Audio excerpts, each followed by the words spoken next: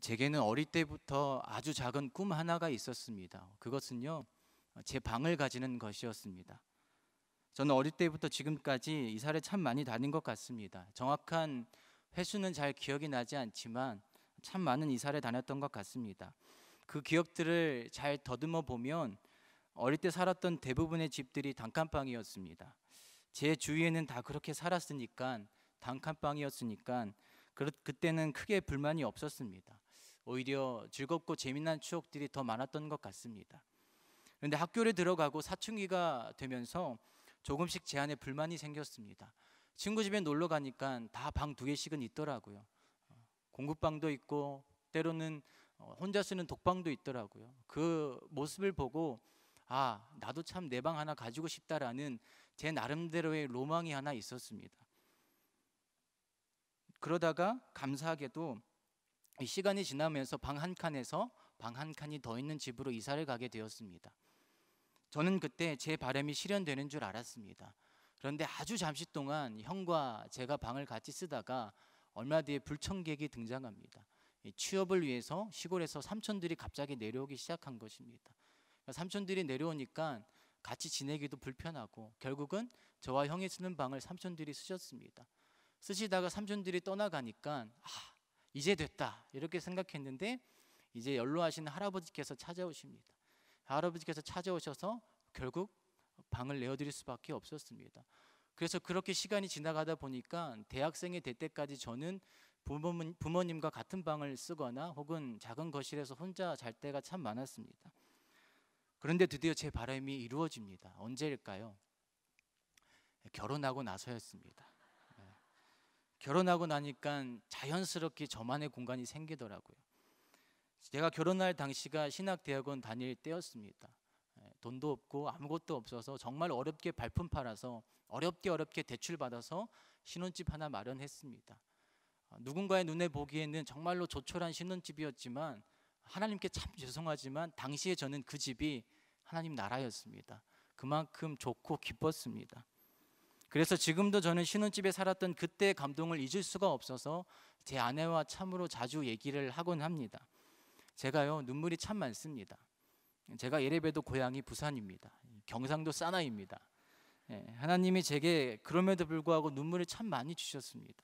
시도 때도 없이 눈물이 나와서 아버지 제발 눈물 좀 거둬주세요. 너무 시도 때도 없이 남자가, 그것도 경상도 남자가 질질 짜고 있는 모습이 보기 너무 안 좋습니다. 눈물 좀 거둬주세요라고 기도할 만큼 눈물이 참 많은 사람입니다.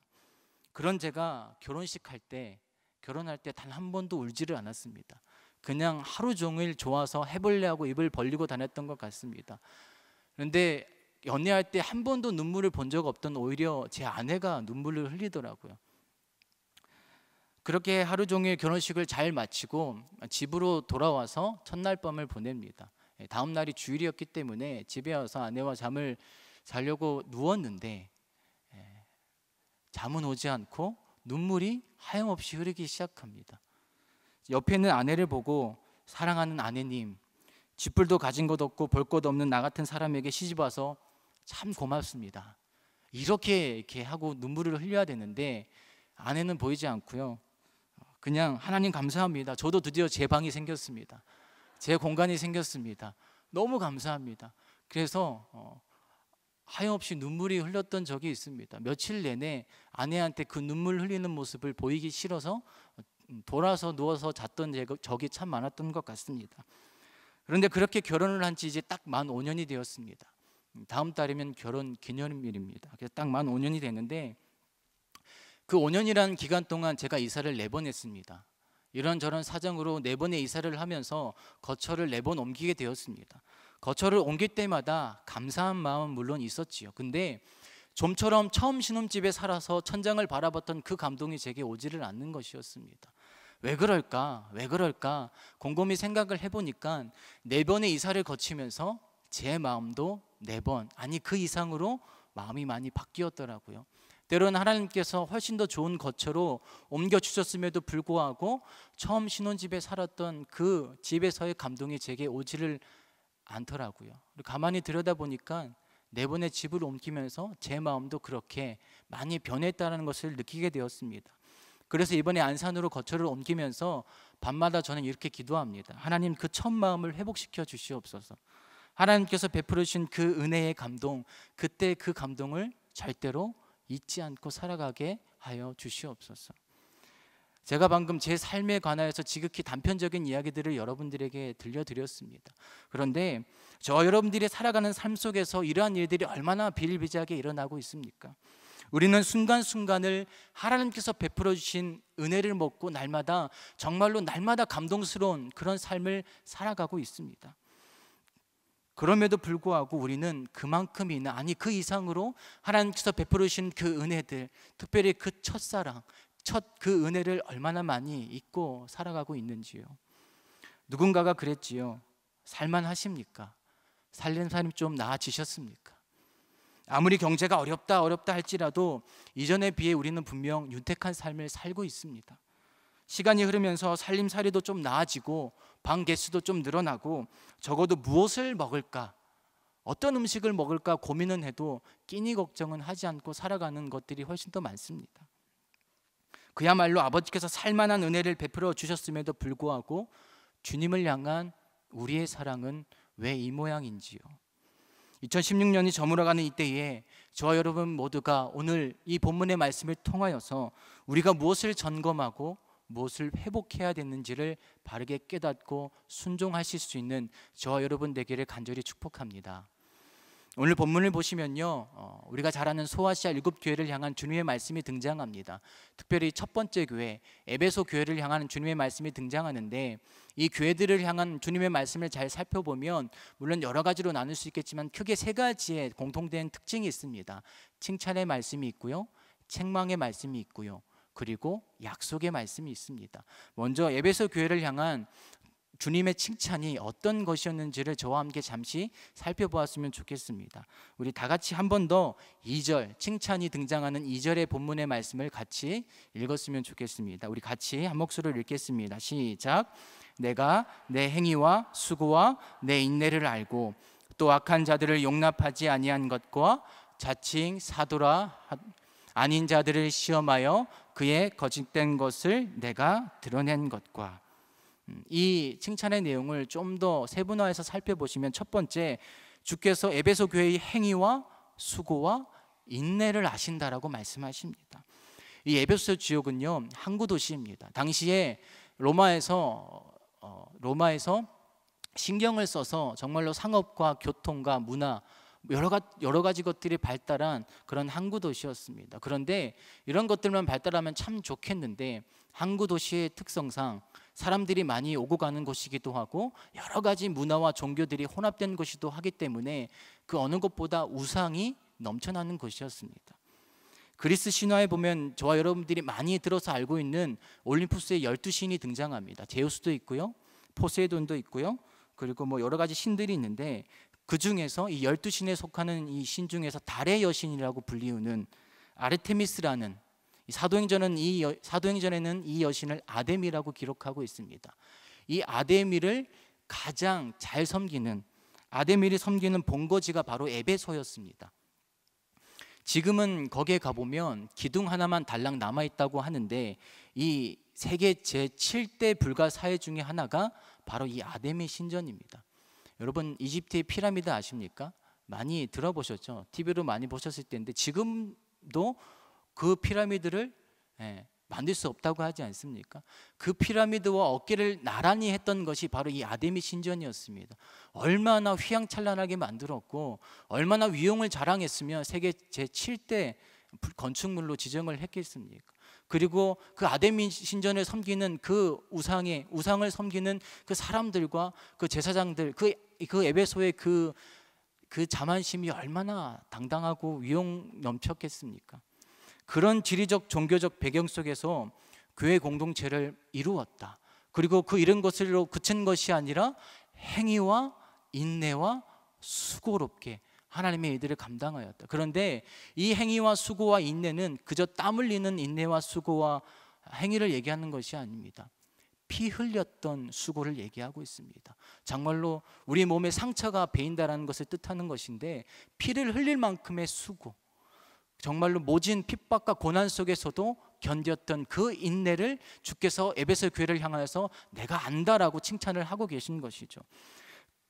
얼마나 훌륭한 교회입니까? 여러 가지 이 어려운 상황 속에서도 에베소 교회는 주께서 내 행위와 수고와 인내를 안다고 하실 만큼 훌륭한 교회 중에 하나였습니다. 그리고 두 번째 칭찬의 내용을 살펴보시면 악한 자들을 용납하지 아니하였다라고 얘기하고 있습니다.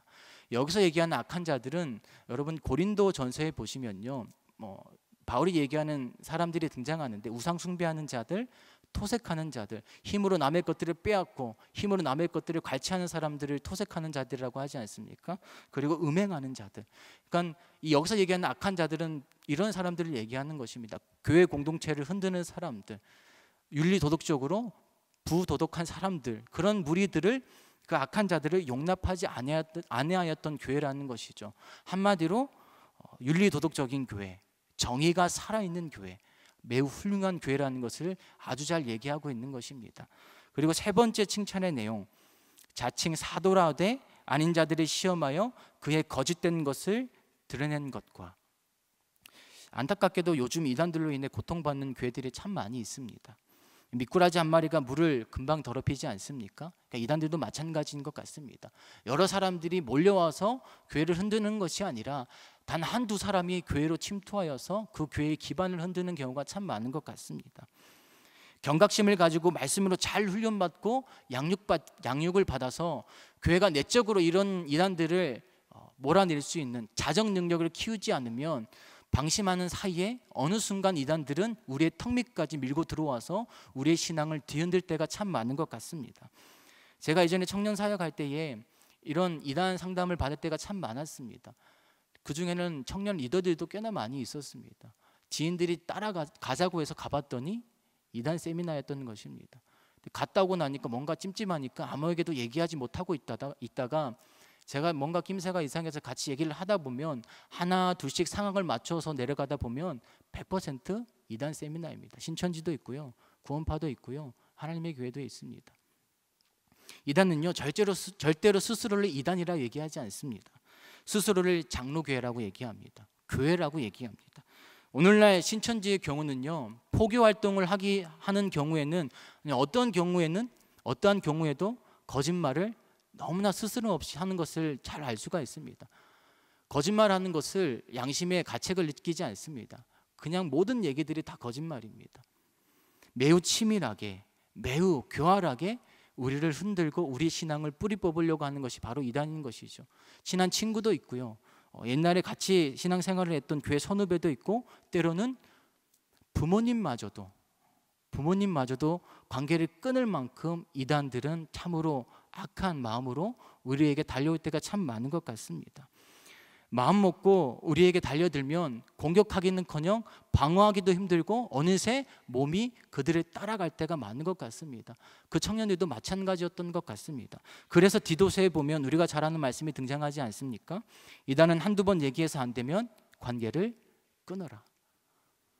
그런데 에베소 교회를 보시면 칭찬하지 않습니까? 자칭 사도로 하는 자들, 거짓된 무리들을 시험하였다고 얘기하고 있습니다.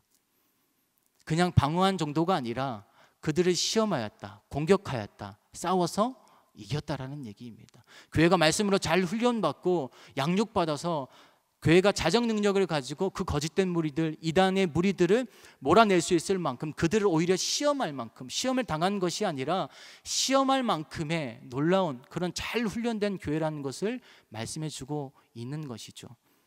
그리고 우리 네 번째 3절을 같이 한번 읽어보시겠습니다. 3절에 계속해서 칭찬의 내용이 등장하는데요, 우리 3절 같이 읽겠습니다. 시작. 또 내가 참고 내 이름을 위하여 견디고 게으르지 아니한 것을 아노라. 사람이 자신의 명예를 위해서 참는 것 꽤나 잘 할 수 있을 것 같습니다. 왜냐하면 내 이름이잖아요. 내 이름 석자가 달린 일이고 내 명예가 달린 일입니다. 때로는 내 가족의 이름이 달린 일입니다. 그런 일에는 사람이 잘 감당하고 견딜 수 있을 것 같습니다. 그런데 말은 쉽지만 들을 때는 네 그렇게 하겠습니다라고 얘기하지만, 그런 어려운 상황 속에서 주님을 위해서, 그리고 주님의 이름을 위해서 참는다, 견딘다, 인내한다. 그 핍박과 환난 속에서도 주님의 이름을 위하여 견디고 게으르지 아니하였다. 쉬운 일이 아니라는 것이죠. 사도행전 19장에 보면요, 이것을 잘 얘기해 주는 일화가 하나 등장합니다. 이 에베소 교회는요, 사실 바울이 꽤나 공들여 세운 교회 공동체였습니다. 바울이 두라노 서원에서 2년 동안 말씀을 가르치면서 에베소에서 거주하였습니다. 근데 에베소에서 잘 말씀을 가르칠 때에 놀라운 능력들이 일어납니다. 악한 귀신들이 떠나가고 병든 자들이 고침을 받고 유대인과 헬라인들이 다 그 복음을 듣고 돌아서는 놀라운 역사들이 이 에베소 가운데 일어나게 됩니다. 그런데 그런 복음의 능력이 에베소에 확장되어질 때에 그것을 시기하는 무리들이 생겨납니다. 누구일까요? 바로 우상을 숭배하는, 우상에 관련된 업종에 종사하는 자들이었습니다. 특히 그 중에 데메드리오라고 하는 이 우상을 만드는 사람, 우상의 조각을 만드는 그 사람이 화가 나서 사람들을 선동하기 시작합니다. 예전에는 풍요롭게 살았는데 바울이라는 사람이 나타나서 복음을 증거하기 시작하니까 사람들이 그 복음을 듣고 변하기 시작하니까 자신들의 생계에 위협을 받기 시작하는 것이죠. 그래서 사람들을 모아서 선동하기 시작합니다. 여보시오들, 아니 그 바울이라는 사람 때문에 우리의 생업이 지장을 받기 시작했습니다. 과거에 우리가 얼마나 풍족하게 살았습니까? 그런데 그 바울이라는 사람이 나타나서 예수를 증거하고 기적이 나타나면서 사람들이 이제는 우리를 우습게 보기 시작합니다. 여러분, 우리가 어떻게 해야겠습니까? 여기에서 그쳤으면 좋았을 텐데 그치질 않고 계속해서 더 사람들을 선동하기 시작합니다.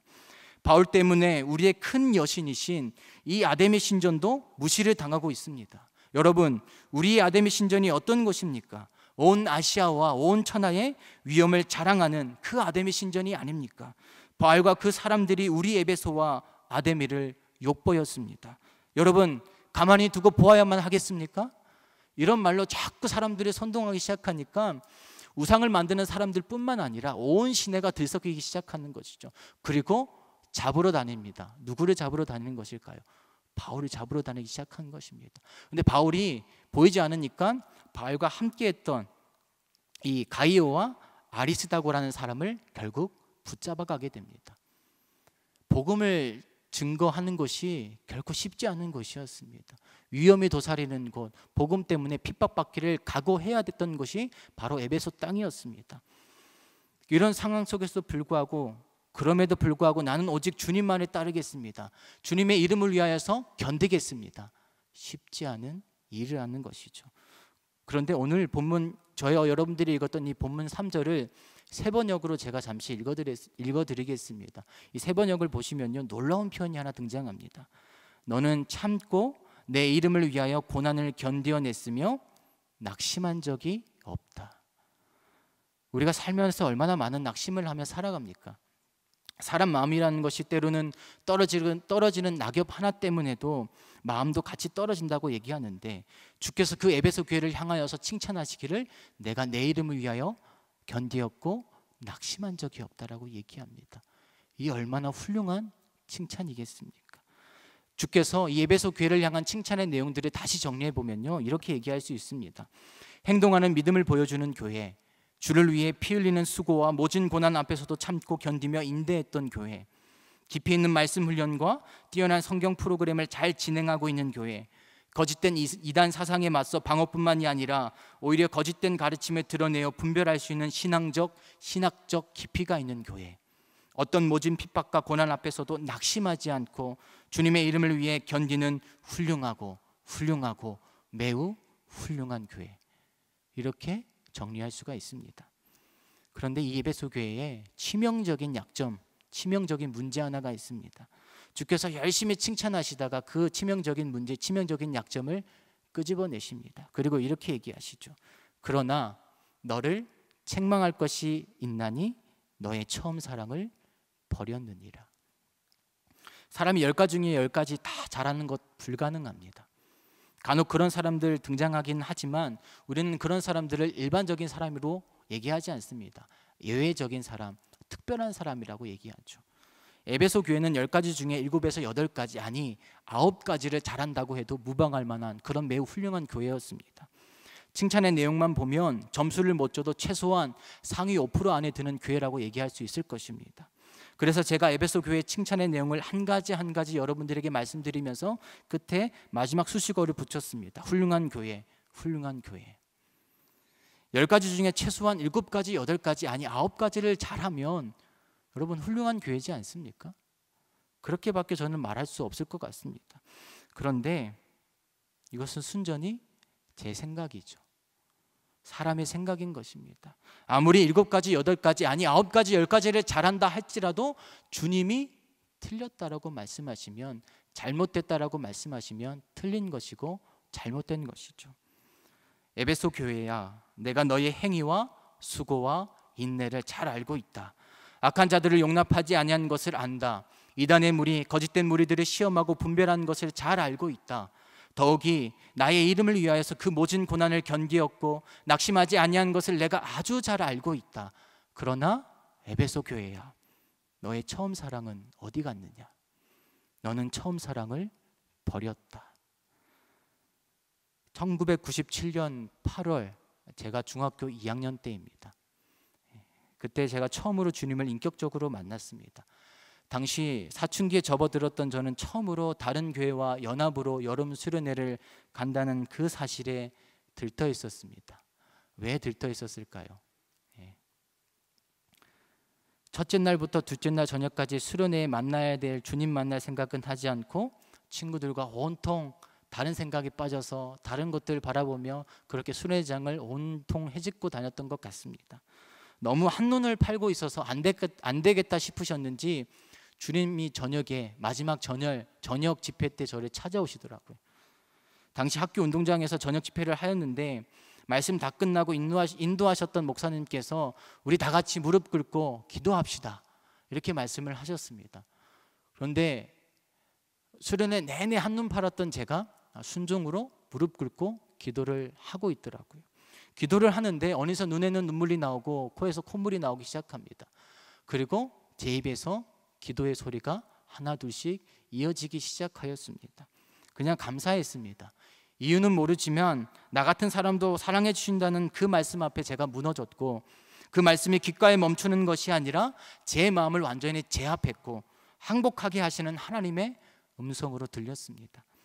그리고 아직도 잊혀지지 않고 그대로 기억나는 기도의 내용이 있는데, 하나님, 나 같은 죄인 살려주셔서 참 감사합니다. 나의 아버지가 되어주셔서 너무나 감사합니다. 그래서 제가 하나님께 무엇을 드리고 싶은데 마땅한 것이 없네요. 드릴 것이 없네요. 아무리 둘러보고 또 둘러보아도, 생각하고 또 생각해 보아도 하나님께 드릴 것이 아무것도 없습니다. 하나님, 무엇을 드려야 할까요? 이렇게 기도하고 잠시 생각해 보니까 하나 생각났습니다. 그래서 다시 기도했습니다. 하나님, 아무리 둘러봐도 드릴 것 없는데 하나 있네요. 좀 더럽지만 제 몸 하나 드릴 수 있습니다. 이 몸 바쳐 하나님 위해 살겠습니다. 이른바 함부로 하면 안 되는 서원 기도 해버린 겁니다. 너무 기뻐서요, 수련회 끝나고 돌아가자마자 어머니를 보고 말씀드렸습니다. 엄마, 나 하나님께 이 몸 바치겠다고 기도했어. 그러니까 칭찬받을 줄 알았습니다. 그런데 저희 어머니 표정이 꽤나 황당해하는 표정이셨습니다. 내가 그렇게 못난 사람인가? 나는 목사가 되면 안 되나? 이런 생각까지 들면서 한동안 어머니께 참 섭섭함을 느꼈습니다.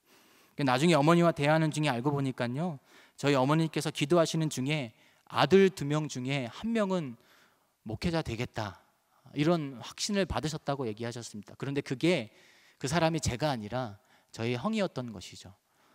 그래서 제가 와서 그 얘기를 하고 그 말을 하니까 꽤나 황당해 하셨던 것 같습니다. 그리고 서원 기도의 서자도 몰랐던 철부지, 그런 중학교 2학년인 제가 와서 엄마 나 서원 기도했어, 막 이렇게 얘기하니까 얼마나 황당해 하셨겠습니까? 저는 당시에 그 운동장, 그 기도의 내용, 그 상황들이 선명하게 기억에 남습니다. 그리고 분명하게 기억하는 것은 하나님께 이 몸 드리겠다고 감히 기도할 수 있었음은 제가 한 것이 아니라 하나님께서 하신 것이었습니다.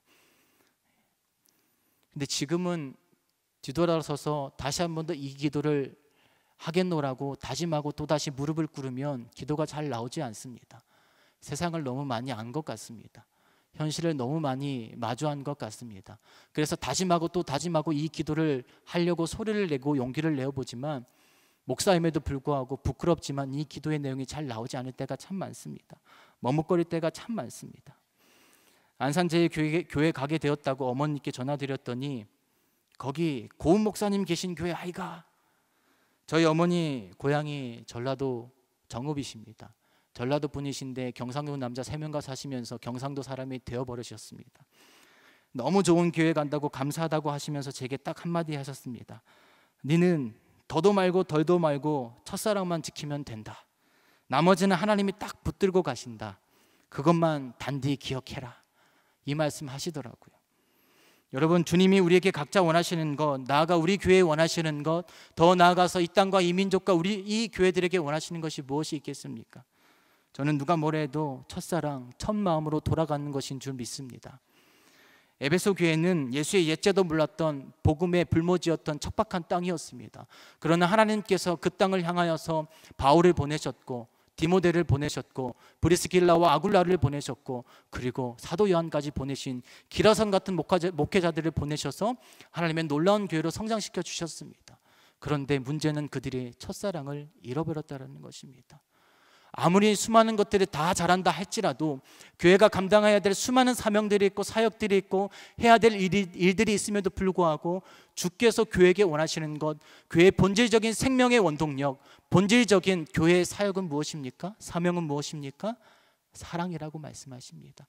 우리가 잘 아는 고린도전서의 말씀이 있지 않습니까? 사랑이 없으면 우리는 꽹과리와 같다.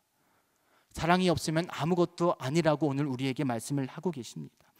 그런데 주께서 아주 무서운 말씀을 또 이어서 에베소 교회에게 하십니다. 만약 내가 어디에서 떨어졌는지, 어디에서 넘어진 것인지, 어디에서 추락했는지를 생각하고 회개하여 다시 처음 행위로, 처음 사랑으로 돌아가지 않으면 내 촛대를 옮기겠다. 아무리 다 잘해도 첫사랑, 첫 행위로 돌아가지 않으면 주님의 몸된 교회가 아니라고 아주 무서운 책망을, 일침을 가하고 계신 것입니다.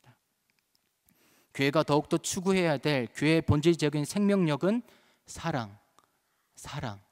사랑인 줄 믿습니다. 2016년도 이 한 해가 저물어가는 이때에 연말을 마무리하랴, 여러 가지 모임들을 감당하시랴 얼마나 바쁘십니까? 그러나 그렇게 바쁜 이 와중에 잠깐 멈춰서 보시겠습니까? 그리고 돌아서 보십시오. 지금 내가 얼마나 외형적으로 신앙생활을 잘 감당하고 있는지를 점검하는 것도 중요하시겠지만 내가 주님을 처음 만났던 그 첫 감동, 첫사랑, 그 첫 은혜를 여전히 내 심령 가운데 새기며 그 은혜를 붙들고 달려가고 있는지를 잘 점검하실 수 있는 저와 여러분 되시기를 간절히 소망합니다. 세상은 우리에게 늘 앞만 보고 달려가라고 얘기합니다.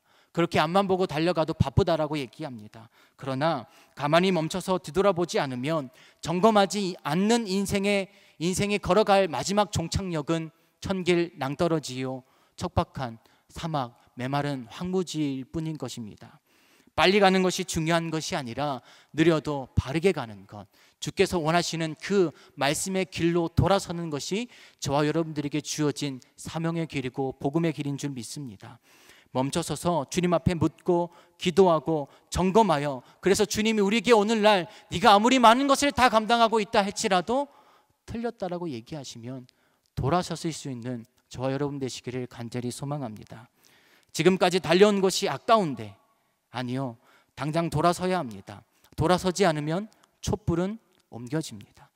쪽팔리더라도 내 신앙의 연수, 직분 다 내려놓고 다시금 올챙이 시절로 돌아가야 합니다. 승리의 함성에 취하여서 앞만 보고 달려가다 보면 결국 무모한 죽음을 맞이할 수밖에 없을 것입니다. 어찌 보면 백의 종군만이 저와 여러분들이 살 길인지도 모르겠습니다. 다음 주부터 특별 새벽 기도회가 시작됩니다. 송구 영신 예배도 있습니다. 여기 계신 여러분들 다 참석하실 줄 믿습니다. 아멘 하신 분이 많이 없으신 것 같아요. 다 참석하신 줄 믿습니다.